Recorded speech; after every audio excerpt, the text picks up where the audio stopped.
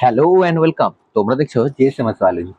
Biology সংক্রান্ত বিভিন্ন ধরনের মাধ্যমিক এবং উচ্চ মাধ্যমিক লেভেলের সিলেবাস ভিত্তিক বিভিন্ন তথ্য এই চ্যানেলের মাধ্যমে এবং টপিক ধরে ধরে আলোচনা হবে। তো দেখো, আজকে আমরা যে জিনিসটা বলছি ডিএনএ ফিঙ্গারপ্রিন্টিং। দেখো, ফিঙ্গারপ্রিন্টিং মানে আমরা যেটা বলতে গেলে বুঝি সেটা হচ্ছে আমাদের আঙুলের যে ফিঙ্গারপ্রিন্ট, অর্থাৎ আধার কার্ড তৈরি করতে গেলে আমরা যেমন 10টা আঙুলের ছাপ দিই, সেই রকম বিষয়। তো এই ফিঙ্গারপ্রিন্টিং এর দ্বারা তোমার বিভিন্ন জায়গায় সরকারি দপ্তর এই ফিঙ্গারপ্রিন্ট লাগা হয়। তো ফিঙ্গারপ্রিন্টের দ্বারা কি হয় না, কোনো একটি পার্টিকুলার মানুষকে আমরা আইডেন্টিফাই করতে পারি। তো এখানেও তাই, ঠিক ডিএনএ ফিঙ্গারপ্রিন্ট হচ্ছে আমাদের ডিএনএর মধ্যে থাকা এক বিশেষ ধরনের সিকোয়েন্স, যেটার দ্বারা প্রত্যেকটা মানুষকে আইডেন্টিফাইড করে নেওয়া হবে। তো দেখো, বা তাকে সঠিকভাবে শনাক্ত করা হবে। তো এখানে ডিএনএ ফিঙ্গারপ্রিন্ট যিনি ফার্স্ট আবিষ্কার করেছিলেন তার নাম হচ্ছে স্যার অ্যালেক জেফ্রিস। 1984 খ্রিস্টাব্দে আবিষ্কার করেছিলেন। তিনি যুক্তরাষ্ট্রের একজন জিনতত্ত্ববিদ ছিলেন। পরবর্তীকালে ভারতবর্ষে লালজি সিং এবং ভি ক্যাশপ, এই দুজন বিজ্ঞানী, অর্থাৎ তাদেরকে ভারতবর্ষের তাদেরকে ডিএনএ ফিঙ্গারপ্রিন্টের জনক বলা হয়। তো ডিএনএ ফিঙ্গারপ্রিন্ট হচ্ছে এইরকমই, ডিএনএর মধ্যে থাকা এক বিশেষ ধরনের সিকোয়েন্সকে শনাক্তকরণ করা, তার মাধ্যমে পার্টিকুলার একটি মানুষকে আইডেন্টিফাই করা। তো যদি বলো যে আঙুলের ফিঙ্গারপ্রিন্ট এবং ডিএনএ ফিঙ্গারপ্রিন্টের মধ্যে কোনটা বেশি ইউনিক, দেখো ডিএনএ ফিঙ্গারপ্রিন্টের সঙ্গে আঙুলের ফিঙ্গারপ্রিন্টের কোনো সম্পর্ক নেই, দুটো আলাদা জিনিস, ঠিক আছে।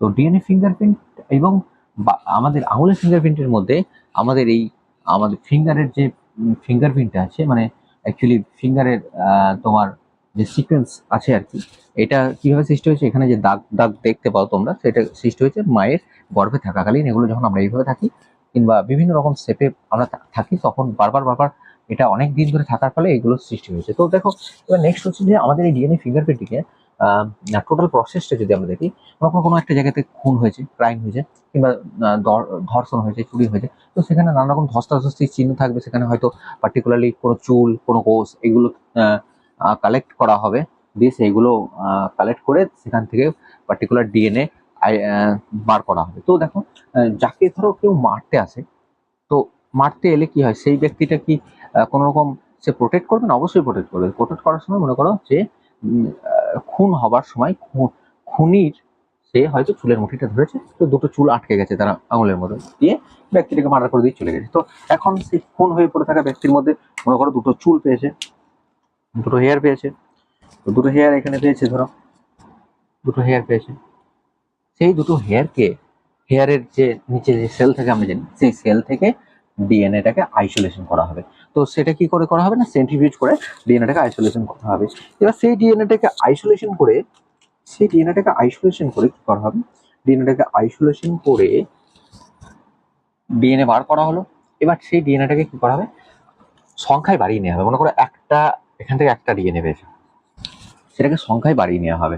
তো তার জন্য পিসিআর, পলিমারেজ চেইন রিয়াকশনের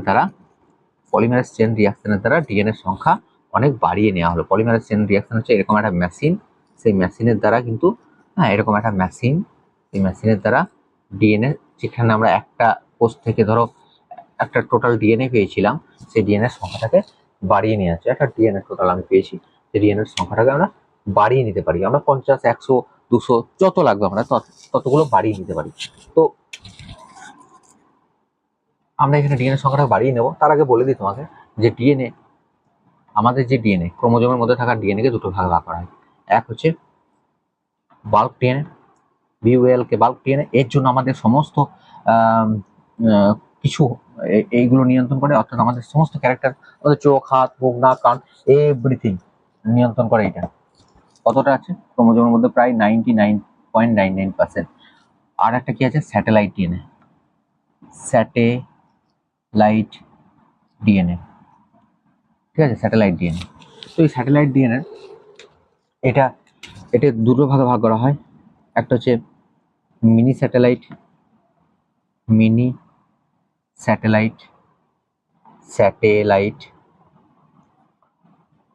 আর একটা হচ্ছে মাইক্রো স্যাটেলাইট।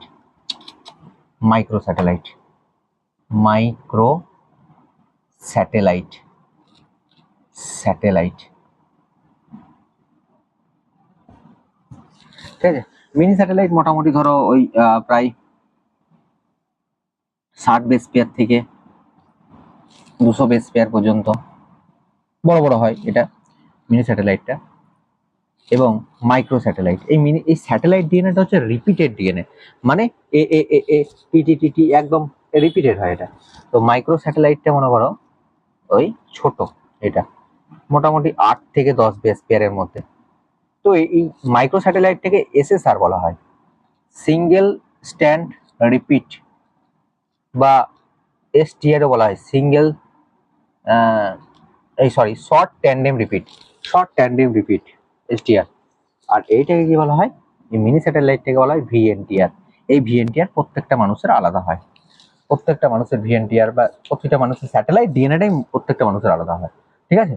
আর বাল্ক ডিএনএ কিন্তু সবার আছে, মানে আমারও আছে, অন্যজনেরা আছে, প্রত্যেকটা মানুষের আছে। এই 35,000 জিন আমাদের সমস্ত রকম প্রোটিন উৎসেচক, এরা আমাদের সমস্ত হাত পা মুখ নাক কান কেমন হবে এই বাল্ক ডিএনএ নিয়ন্ত্রণ করে। আর এরা হচ্ছে নন কোড, অর্থাৎ নন কোডিং ডিএনএ, অর্থাৎ কোনো কোড করে না, এরা নিষ্ক্রিয়। এরা কি করছে না, পার্টিকুলারলি একটা মানুষকে আইডেন্টিফাইড করাচ্ছে। এই ডিএনএটা সবার আলাদা হয়, সবার আলাদা, ঠিক আছে। তো এই ডিএনএ থাকা এই যে ভিএনটিআর নিয়ে আমরা কাজ করব। তো মনে করো এটা বুঝে দিচ্ছি।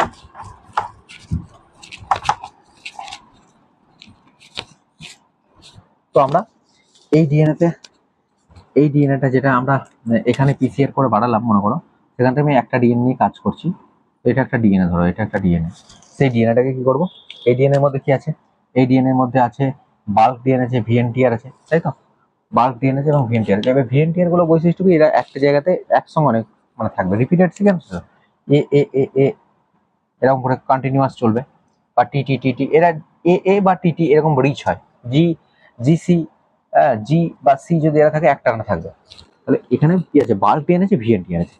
তো আমরা যদি পার্টিকুলারলি এখানে ধরো ভিএনটিআর কে তো আমরা আলাদাভাবে এখান থেকে বার করে নিতে পারবো না, তার জন্য কি করতে হবে, এই যে কাট করতে হবে, মানে রেস্ট্রিকশন এন্ডোনিউক্লিয়াস থেকে কেটে নিতে হবে, রেস্ট্রিকশন এন্ডোনিউক্লিয়াস ডাইজেস্ট করে নিতে হবে। রেস্ট্রিকশন এন্ডোনিউক্লিয়াস হচ্ছে একটা উৎসেচক যে ডিএনএ কে কাটতে পারে। তাহলে এটাকে কেটে দিল, ডিএনএটাকে কেটে দিল মনে করো, তো এরকম টুকরো টুকরো টুকরো টুকরো হয়ে যাবে ডিএনএটা, টুকরো টুকরো হয়ে গেল ডিএনএটা, টুকরো টুকরো হয়ে গেল। আমরা ডিএনএটাকে না ব্লুতে করবো, ডিএনএটা টুকরো টুকরো হয়ে গেল, এরকম টুকরো টুকরো টুকরো টুকরো হয়ে গেল। তো এর মধ্যে বাল্ক ডিএনএ আছে, আবার ভিএনটিআর আছে। এবার আমরা কি করব, নেক্সট যে প্রসেস সেটা হচ্ছে জেল ইলেকট্রোফোরেসিস। জেল ইলেকট্রোফোরেসিস, তাহলে জেল ইলেকট্রোফোরেসিসের মধ্যে সেই টুকরো টুকরো ডিএনএ গুলোকে, জেল ইলেকট্রোফোরেসিসের মধ্যে টুকরো টুকরো ডিএনএ, এটা হলো আমাদের রেস্ট্রিকশন এন্ডোনিউক্লিয়াস থেকে কেটে নেওয়ার পর এই ডিএনএ গুলো সৃষ্টি হয়েছে, টুকরো টুকরো ডিএনএ, এর মধ্যে বাল্ক ডিএনএ আছে, আবার ভিএনটিআর আছে। তাহলে আমরা কি করবো, এখানে জেল ইলেকট্রোফোরেসিস করবো। দেখো জেল ইলেকট্রোফোরেসিস ঠিক এরকম একটা মেশিন, সেই মেশিনে কি আছে, জেল আছে, সেই জেলটা এতটা পর্যন্ত ভর্তি আছে।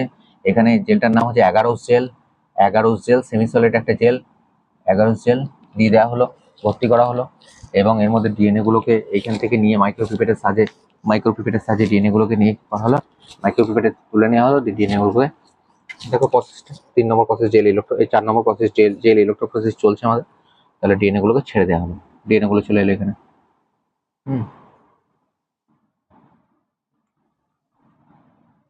ডিএনএ গুলো চলে এলো। এবার কি এই মেশিনটাতে না পাওয়ার সাপ্লাই আছে, অর্থাৎ কারেন্টের ব্যবস্থা আছে, তড়িৎ সংযোগ ব্যবস্থা।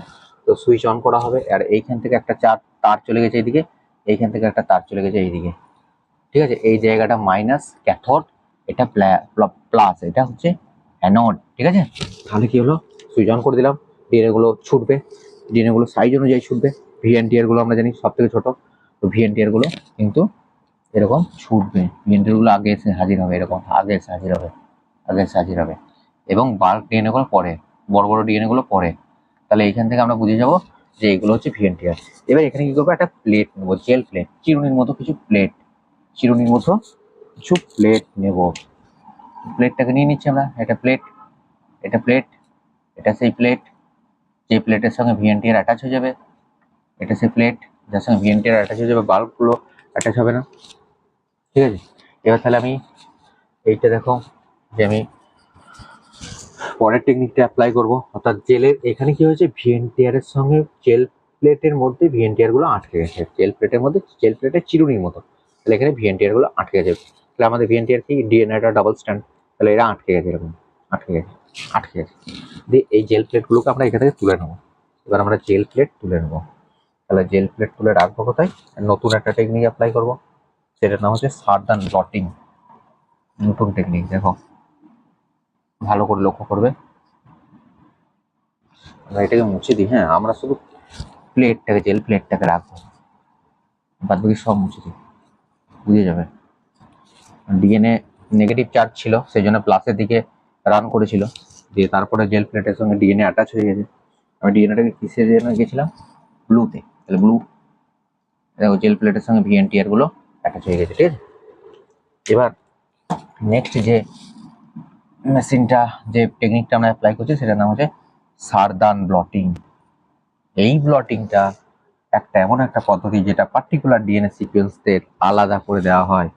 তাহলে সেই ব্লটিংটার মধ্যে থাকছে আমাদের, ব্লটিংটার মধ্যে একদম যদি এই শেষে আছে কি স্পঞ্জ আছে, শেষে স্পঞ্জ, দেখো এখানে স্পঞ্জ আছে, স্পঞ্জের উপরে কে থাকবে? সরি, স্পঞ্জটা না ভালো হয়, স্পঞ্জটা কি কালারের রাখবো? লাল কালার। হ্যাঁ, এটা স্পঞ্জ, আমি এটা স্পঞ্জ, স্পঞ্জ। তার উপর কি একটা চৌকো স্পঞ্জ নেওয়া হলো, তার উপর কি করা হলো? তার উপর দেখো স্পঞ্জের উপরে এই যে সেই প্লেটগুলোকে এখানে আনা হলো, জেল প্লেটগুলোকে, যার সঙ্গে ভিএনটি অ্যাটাচ আছে। তাহলে সরি,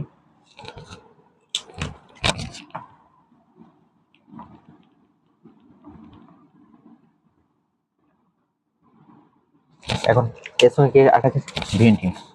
এর সঙ্গে ভিএনটি অ্যাটাচ আছে, এর সঙ্গে ভিএনটি অ্যাটাচ, এর সঙ্গে ভিএনটি, মানে সেই ডিএনএ যেটা সবারই আলাদা হয়। তার উপর কি রাখবো? তার উপর আমরা নাইট্রোসেলুলোজ পেপার রাখবো, নাইট্রোসেলুলোজ পেপারটা রাখবো। তো নাইট্রোসেলুলোজ পেপারটা আমি রাখছি, এটাই হবে না।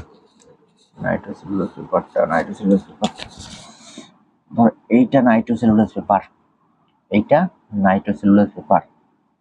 এবার তার উপরে রাখবো একটা bloating paper, bloating paper, bloating পেপারটা অন্য কালারে করলে অসুবিধা নেই।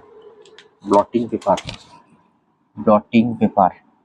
এবার তার উপরে কি রাখবো? তার উপরে রাখবো ওয়েট, ওয়েটটা ব্ল্যাকে দেওয়া যেতে পারে, ওয়েট 500 গ্রাম মতো, ওয়েট 500 গ্রাম ওয়েট নিলাম। তাহলে কি হবে? এবার এই ভিএনটিআর গুলো না এই নাইট্রোসেলুলোজ পেপারে আটকে যাবে। নাইট্রোসেলুলোজ এক বিশেষ ধরনের মেমব্রেন, যার মধ্যে ডিএনএ অ্যাটাচ হয়ে যায়, সিঙ্গেল স্ট্যান্ডার্ড ডিএনএটা এর মধ্যে অ্যাটাচ হবে। তা এবার একে আমরা একটা প্রোব, প্রোব হচ্ছে একটা রেডিও আইসোটোপ, প্রোব, প্রোব হচ্ছে একটা রেডিও আইসোটোপ। সেই রেডিও আইসোটোপ এরকম করে কয়েকটা রেডিও আইসোটোপ ছেড়ে দিলাম, সেই radio isotope single standard DNA এর সঙ্গে অ্যাটাচ হবে। তাহলে প্রোব টেকনিকটাকে বলছে হাইব্রিডাইজেশন। তাহলে P32 একটা এরকম প্রোব। তো এই অনেকগুলো প্রোব নিয়ে এরকম ছেড়ে দেওয়া হলো কোথায় না, এই যে যেখানে তোমার স্পঞ্জটা আছে তার ঠিক আগে ছেড়ে দেওয়া হলো। তো ছেড়ে দিলে কি হবে? প্রোবগুলো এই ডিএনএর সঙ্গে, অর্থাৎ ডিএনএর সঙ্গে অ্যাটাচ হয়ে যাবে, এই নাইট্রোসেলুলোজ পেপারের সঙ্গে অ্যাটাচ হয়ে যাবে। নাইট্রোসেলুলোজ তোমার ডিএনএ যে ভিএনটিআর আছে তার সঙ্গে প্রোবগুলো অ্যাটাচ হয়ে যাবে, ভিএনটিআর এর সঙ্গে অ্যাটাচ হয়ে যাবে। তাহলে এবার আমাদের ডিএনএ কে ডাবল স্ট্যান্ডার্ড আছে, কিন্তু সিঙ্গেল স্ট্যান্ডার্ড ডিএনএর সঙ্গে প্রোব অ্যাটাচ হয়। তাহলে কি করতে হবে? আমাদের খাট ঢালতে হবে বাইরে থেকে, বাইরে থেকে এরকম খাট যদি আমরা ঢালতে পারি না, তাহলে বাইরে থেকে যদি আমরা এরকম খাট ঢালতে পারি, তাহলে ডিএনএ গুলো সব সিঙ্গেল স্ট্যান্ডার্ড হয়ে যাবে।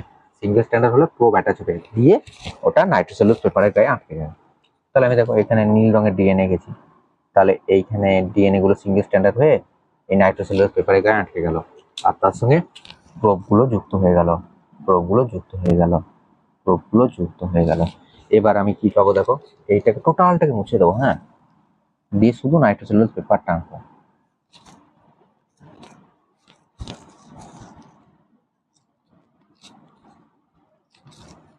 সব সরিয়ে নিচ্ছিলাম আর কি, সব সরিয়ে নিলাম আর কি, মানে মুছে দেওয়া তো নয়, আমরা যখন টেকনিকটা অ্যাপ্লাই করবো তখন সব সরিয়ে নিয়ে শুধু নাইট্রোসেলুলোজ পেপারটাকে বার করে নেবো, এনে বার করে দেবো, সব সরিয়ে দেবো, বার করে নেবো।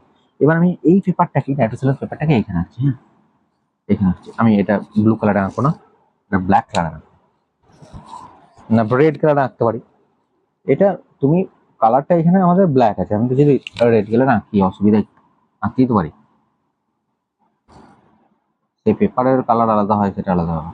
তাহলে সার্দান ব্লটিং কি টেকনিক, যার সাহায্যে আমরা পার্টিকুলার ডিএনএ সিকোয়েন্স আলাদা করতে পারছি। তো এই নাইট্রোসেলুলোজ পেপারটা গায়ে এইরকম সিঙ্গেল স্ট্যান্ডার্ড সেই ভিএনটিআর গুলো আটকে গেছে, যে সিকোয়েন্সটা সবার আলাদা হয় সেটা আটকে গেছে। তাহলে এইখানটা মনে করো আমরা এই নাইট্রোসেলুলোজ পেপারের থেকে এরকম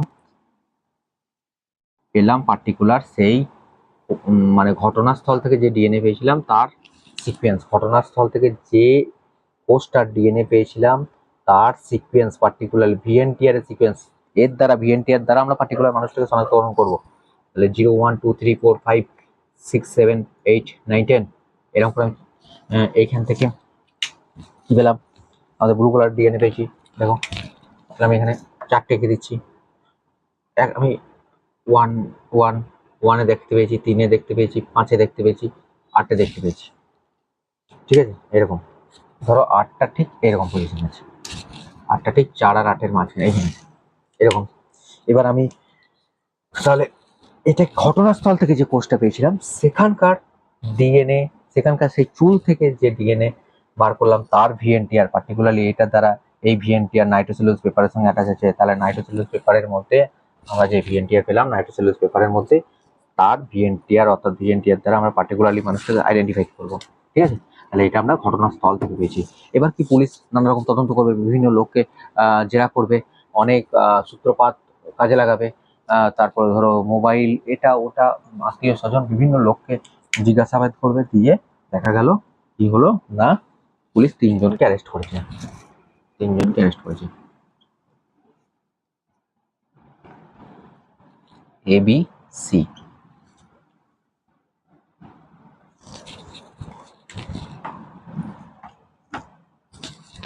ABC। এবার এইখানকার মধ্যে 0 1 2 3 4 5 6 7 8 9 10, জানি এটা ছোট হয়ে যাবে। এই এই এর কি দেখা গেল বলো তো, এর দেখা গেল এইখানে ব্যান্ড, আর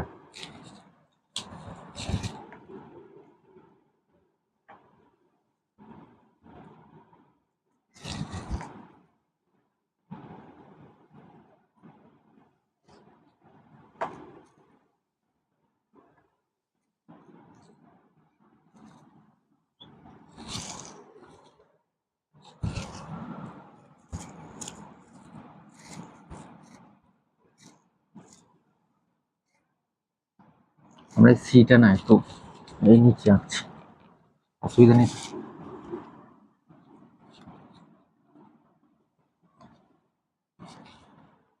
এখান থেকে যে ব্যান্ডগুলো পেয়েছে মানে 3টে লোককে অ্যারেস্ট করে তাদেরও একই রকম ভাবে তাদেরও ডিএনএ ফিঙ্গারপ্রিন্টিং করেছে।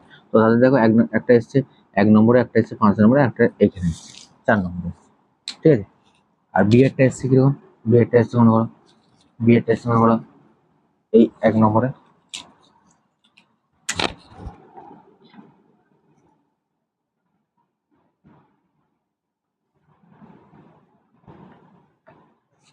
এসছে, আর বিএডটা এসছে 7 নম্বরে। ঠিক আছে, আর সি একটা দেখো ওই একই রকম ভাবে ডিএনএ ফিঙ্গারপ্রিন্টিং করেছে। এই ঘটনাস্থল থেকে যে ডিএনএ পেয়েছিল তার যেমন ফিঙ্গারপ্রিন্টিং করে এইরকম একটা নাইট্রোসেলুলোজ পেপারে এরকম ভিএনটিআর এর ব্র্যান্ড এসছে, যেটা দিয়ে ভিএনটিআর দিয়ে আমরা পার্টিকুলার মানুষকে আইডেন্টিফাই করি। এই ভিএনটিআর কে যদি আমরা অটো রেডিওগ্রাফি করি তাহলে এই এই ব্যান্ডগুলোকে আরো স্পষ্ট বোঝা যাবে, মানে একটা এক্সরে ফিল্মের কাছে যদি আমরা এরকম করে রাখি নাইট্রোসেলুলোজ পেপারটাকে আরো স্পষ্ট ব্যান্ড বোঝা যাবে, এটাকে অটো রেডিওগ্রাফি বলছে।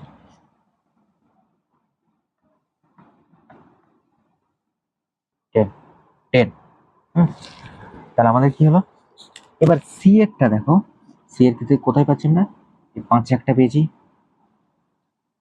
5 আর 7-এর কাছাকাছি একটা পেয়েছি এরকম, 3 একটা পেয়েছি, আর 1 একটা পেয়েছি। ঠিক আছে, এর সঙ্গে প্রোব অ্যাটাচ আছে, এর সঙ্গে ছিল, এর সঙ্গে ছিল, এর সঙ্গে ছিল, এর সঙ্গে এর সঙ্গে আছে, এর সঙ্গে আছে, এর সঙ্গে আছে, এর সঙ্গে আছে, আবার এর সঙ্গে আছে, এর সঙ্গে আছে, এর সঙ্গে আছে। তাহলে এইগুলো এইটার সঙ্গে ঘটনাস্থল থেকে যে ডিএনএ, ডিএনএ সেই ডিএনএর সঙ্গে কার মিলছে এদের মধ্যে, দেখো এর মিলে যাচ্ছে, অর্থাৎ কোনটা সি করেছে। তাহলে ডিএনএ ফিঙ্গারপ্রিন্টিং আমরা বুঝতে পারলাম যে এই টোটাল মেথড এইগুলো আছে। তার মধ্যে ওই নাইট্রোসেলুলোজ পেপারটা যখন আমরা ওই সাদার্ন ব্লটিং করছিলাম, সাদার্ন ব্লটিং করার সময় নাইট্রোসেলুলোজ পেপারটাকে একবার ওয়াশ করে নিতে হবে, তাহলে অতিরিক্ত প্রোবগুলো রিমুভ হয়ে যাবে। তারপর অটো রেডিওগ্রাফি মানে এক্স-রে ফিল্মের কাছে ওই নাইট্রোসেলুলোজ পেপারটা দেখলে একদম ব্যান্ডগুলোকে সুস্পষ্ট মনে হবে, এবারে ডার্ক ব্যান্ড মনে হবে। তো এই ছিল আজকে ডিএনএ ফিঙ্গারপ্রিন্টিং এবং ডিএনএ ফিঙ্গারপ্রিন্টিং দ্বারা পিতৃত্ব নিয়ে জটিলতা, ডিএনএ ফিঙ্গারপ্রিন্টিং দিয়ে প্রত্যেকটা মানুষের মধ্যে রিলেশন জানা যায়, ডিএনএ ফিঙ্গারপ্রিন্টিং দিয়ে কে কি অপরাধ করলো সেটা জানা যায়, খুন, চুরি, ধর্ষণ, কিংবা কোনো একটা বড় ধরনের ডাকাতি, হ্যাঁ, ট্রেন দুর্ঘটনায়, বাস দুর্ঘটনায় কেউ যদি মারা যায় তাদের রিলেশনের মধ্যে রিলেটিভের মধ্যে একটা ডিএনএ ম্যাচ করানো হয়। তো এই ডিএনএ ফিঙ্গারপ্রিন্টিং আজকে ছিল। আজকের ক্লাসটা কেমন লাগলো অবশ্যই লাইক কমেন্ট করে জানাবে, এবং ভালো লাগলে অবশ্যই কমেন্ট সাবস্ক্রাইব করতে ভুলো না। আর পরবর্তী ভিডিওর জন্য অবশ্যই চ্যানেল ফলো করবে।